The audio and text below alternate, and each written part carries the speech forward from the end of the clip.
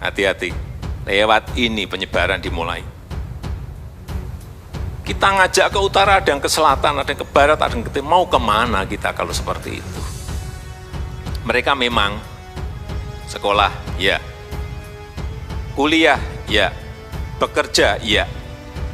Tapi ingat, kita harus ingat, yang mempengaruhi mereka bukan hanya guru, bukan. Sekarang ini, bukan hanya dosennya, bukan. Coba lihat lebih dalam lagi. Tokoh yang mereka ikuti siapa? Karena ke depan 129 juta anak-anak muda, kalau ini tidak mengerti masalah ideologi, nggak ngerti masalah Pancasila, berbahaya negara ini. Ini kalau masih ada yang main-main, saya gigit sendiri. Sudah mulai ngerti ya, oh di sini saya sudah mulai ngerti, oh di sini saya sudah mulai ngerti. Kalau masih ada yang main-main, sekali lagi, yang gigit saya sendiri. Lewat cara saya.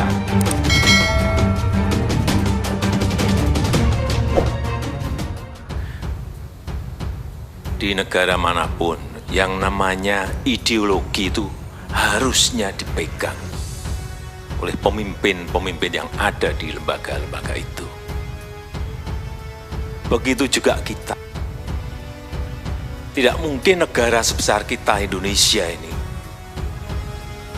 bisa kokoh bersatu seperti ini kalau ideologinya berbeda-beda. Mau kemana kita? Kita ngajak ke utara, ada yang ke selatan, ada yang ke barat, ada yang ke timur. Mau kemana kita kalau seperti itu? Inilah sekali lagi pentingnya ideologi.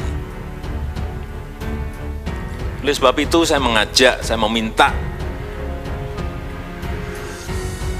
agar setiap produk-produk kebijakan, produk-produk regulasi, produk-produk perundangan, rasa ideologi itu harus nampak. Ideologi Pancasila itu harus nampak di situ. Sekali lagi, setiap produk kebijakan, produk regulasi, produk undang-undang, rasa ideologi Pancasila itu harus ada. Saya berikan contoh urusan yang misalnya berkaitan dengan Kartu Indonesia Sehat, Kartu Indonesia Pintar, PKH, itu ada ideologinya. Tanyanya ke saya saja, ada. Lihat lebih dalam lagi, ada apa di situ? Kemanusiaan, peri kemanusiaan, ada di situ.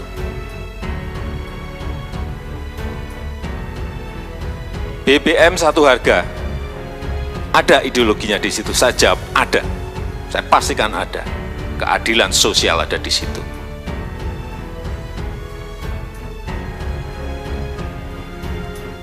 Infrastruktur, jangan dilihat tidak ada ideologinya. Orang hanya melihat fisiknya, atau orang hanya melihat urusan ekonominya. Tidak. Ini adalah mempersatukan. Di situ ada persatuannya. Dia harus dinampakkan seperti itu. Jangan urusan nanti remeh-temeh. Enggak seperti itu. Coba lebih dalami lagi. Akan muncul ideologi-ideologi yang setiap program Bapak Ibu sekalian luncurkan, ada rasa ideologi Pancasilanya. Tapi yang harus kita lihat sekarang ini bagaimana membumikannya, yang jauh lebih penting. Ya, anak-anak muda kita yang mau kita kejar ini. Karena ke depan 129 juta anak-anak muda, itu hampir 48%. Kalau ini tidak mengerti masalah ideologi, nggak ngerti masalah Pancasila, berbahaya negara ini. Kita harus ngerti, kita harus paham. Media komunikasi yang mereka gunakan itu apa? Semua harus ngerti ini. Juga harus ngerti kegiatan mereka apa. konten yang mereka sukai apa, kegiatan yang mereka sukai apa, konten yang mereka sukai apa, harus teridentifikasi betul.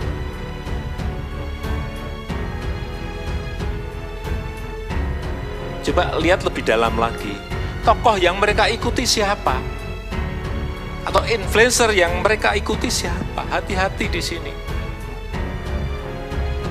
Zaman sudah berubah. Hati-hati. Oleh sebab itu BPIP juga harus melihat secara detail ini, agar apa? Penyebarannya lebih cepat lagi, lebih kuat lagi. Saya melihat secara detail. Mereka memang sekolah, ya.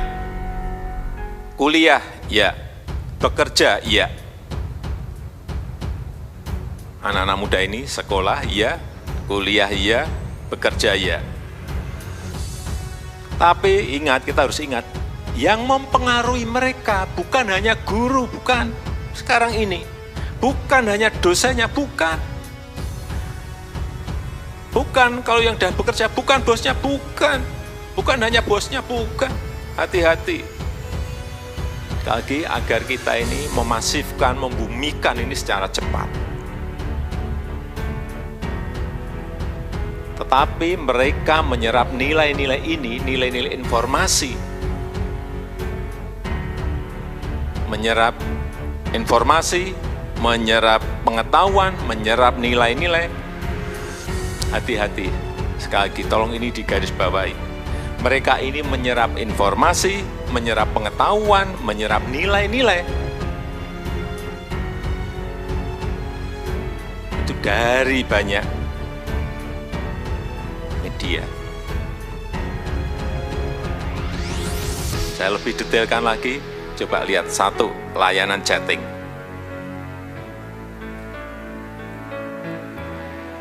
WA, Telegram, Line, Kakao Talks. Hati-hati, lewat ini penyebaran dimulai. Yang kedua, layanan video, TV, YouTube, Netflix, iFlix, hoax. Ini yang harus kita gunakan kalau kita ingin cepat dan tidak kedahuluan oleh ideologi yang lain. Juga media sosial, hati-hati.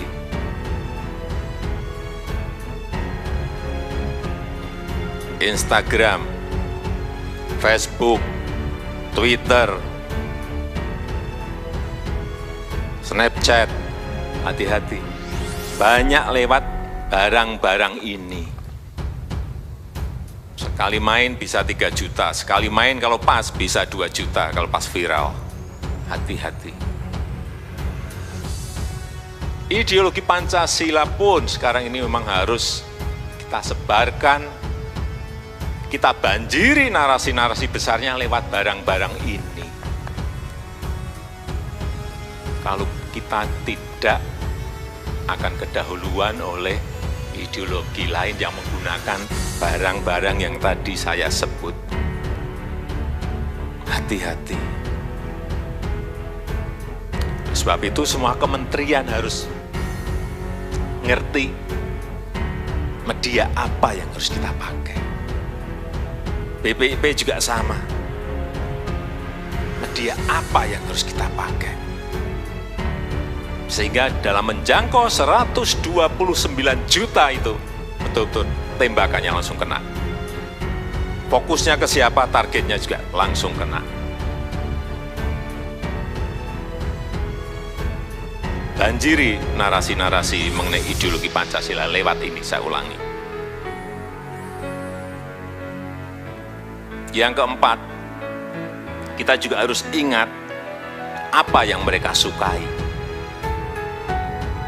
Jangan keliru jalur, keliru jalan. Hati-hati. Mereka suka lewat mana. Kita harus ngerti apa yang mereka sukai. Ini ilmiah, ini dari data-data survei, Yang pertama, yang mereka sukai, olahraga.